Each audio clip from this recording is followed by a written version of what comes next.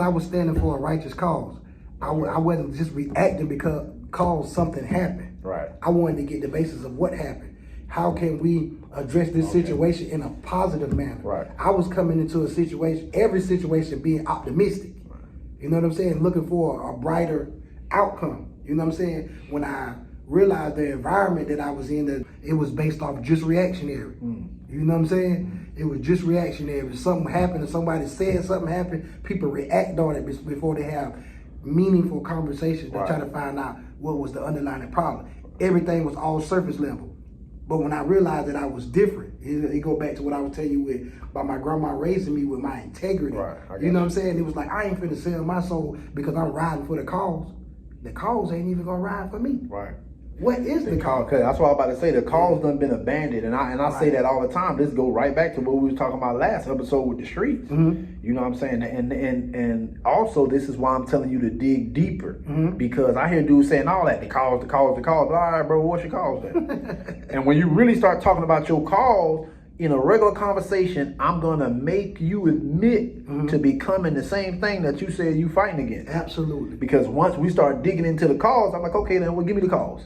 Oh shit, bro, you know, I fight against oppression. Okay, oppression, say less, all right. But at the same time, oppressing your people. Exactly, and that's just it. You don't get it. Man, look, don't trip. This ain't throwing shade. This is to educate, bro. This is to educate. You know what I'm saying? I open my mouth to points like this because I spent so many years as a loyal soldier in a position of leadership. I've mastered the soldier position, homie. Anything that can come your way, possibly being in that position, I understand how to deal with it. I know what literature to reference you to give you the facts on how to deal with it. No different than somebody would be fighting for their rights using the U.S. Constitution and showing you what amendment that they qualify for. Talk to them. No different. Yeah, talk but to them. Get out of this old superficial mindset of you being about a cause, and really the cause done abandoned itself, bro. You know what I'm saying? A lot of street organizations and the people of them, their whole mindset is about what can we do for black people, what can we do, when you don't realize that majority of our people have abandoned our people. Not just so much as somebody turning their back on a group of people, but the concept that we're people. When I'm hurting, you don't even see my pain. You know what I'm saying? You don't realize I'm your brother, bro. Yeah. I'm your brother. You know what I'm saying? And the idea is we both born into captivity. Right. You know what I'm saying? Right. Bro, you can't be mad at me because I decided that I wanted out and I was going to do what it takes. Yeah, I seen a better way. Exactly. I seen a better way. If all I seen was, pardon me for cutting your wisdom, I'm sorry, beloved. If all I seen was we was smoking cigarettes and smoking weed and drinking together, chasing women, and you know what I'm talking about, from the streets to the pen. Right. You know what I'm saying? And that's all we had in common. Everything was all surface level. There was no depth. There was no deep bond, bro. You know what I'm saying? Like, who are you? You know what I'm saying? Like, I ain't. Yeah. I'm telling you, bro. When I was active and on the yard, bro, if you presented yourself as being part of this, to me, I'm gonna be a little hard on in the beginning because I need to make sure you who you say you is. And it wasn't even hard. It was just adding structure. Yeah, basically, that's it. Ain't no feelings and emotions involved. This is what the requirements is. You know it like I know it. You need to be able to live up to that. You know what I'm saying? But at the end of the day, once it was official, like, bro, I would give my life. You know what I'm saying? Like, that's what I'm on. You know, like. And it's just different, bro, with having like a comrade, somebody who y'all are like-minded and y'all living y'all life towards the same goal. You see what I'm saying? That's the type of love that carried me all that time, once again, which was me coming from a boy into a man. So to be honest, that's the way I love and know love. So, you know, anybody will tell you, bro, that know me, have been around me, they'll tell you, bro, like, I challenge those around me to live up to a higher standard. Why? Because I come from world culture. Absolutely. I can't have you being no weak link standing beside me. Ain't got nothing to do with you being the gangstest person in the world, bro. Yeah, cause killers get killed too. Exactly. I want you to be able to perform at your highest potential.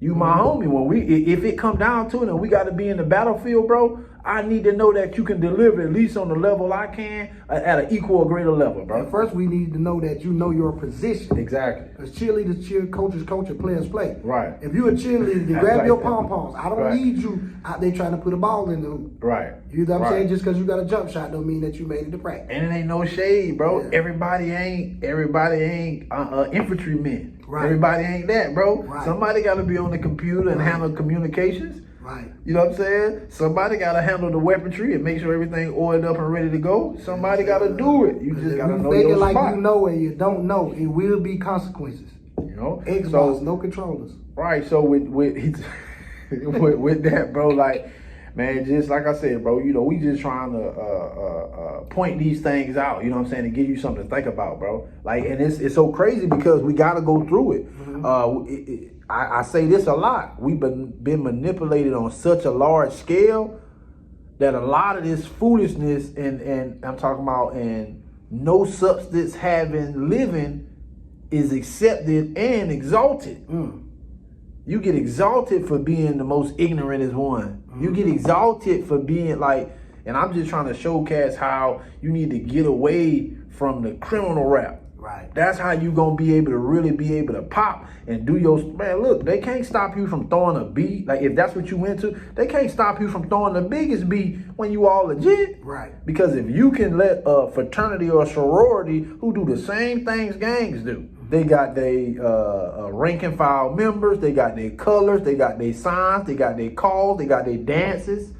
You know what I'm saying? They got their frat houses and sorority houses. They have meetings. They fundraise. They got their rules and regulations. Bro, exactly. Everything that quote unquote what they call so-called street gangs do outside of the crime that we can prove, because a lot of fraternities get it in just like they gangs on them campuses, bro. You see what I'm saying? But my point is the difference between that fraction of organizations and the street fraction of it is that crime element, bro. Right.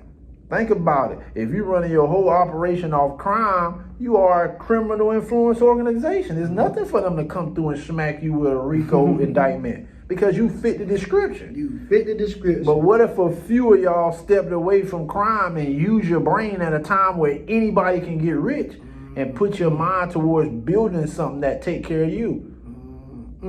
You see what I'm saying? You got to get on that type stuff because that's what's happening out here.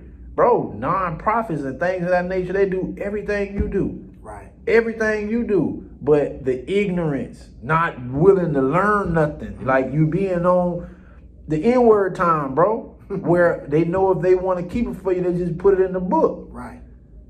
You being on the N-word time, I don't know about nobody else, but coming into the lifestyle, bro, you had to learn. That was step number one. Absolutely. You couldn't even get to step two without that first time period learning what you need to learn. Yeah. Like, what happened? What's going on? You see what I'm saying? Bro, we just trying to encourage y'all to become more aware of yourself. And like I said earlier with them life principles, environmental awareness. It's a trap and you're going to just continue to keep falling victim to it because you can't see the big picture. You got individuals who actually studied this information left, right, frontwards, backwards, lived a life and have the experience to be able to bring that to you at the same time, you know, giving you the game, giving you a different perspective. Because remember, we exploring street knowledge, but we giving you a different perspective. It's on you to take heed, bro. Oh, yeah. It's on you to take heed. It's like Noah in the ark, bro.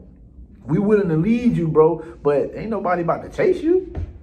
Because anything that got to be chased don't want to be caught. Don't want to be caught, bro. So you got to just understand that, man. So with these life lessons, bro, you know, just on a personal, just some personal life lessons, bro, for y'all to take heed to, man. Maybe they can apply to you, you know what I'm saying? Maybe it don't, you know what I'm saying? Maybe apply to somebody you know. But just like I said, some food for thought, bro, something to think about.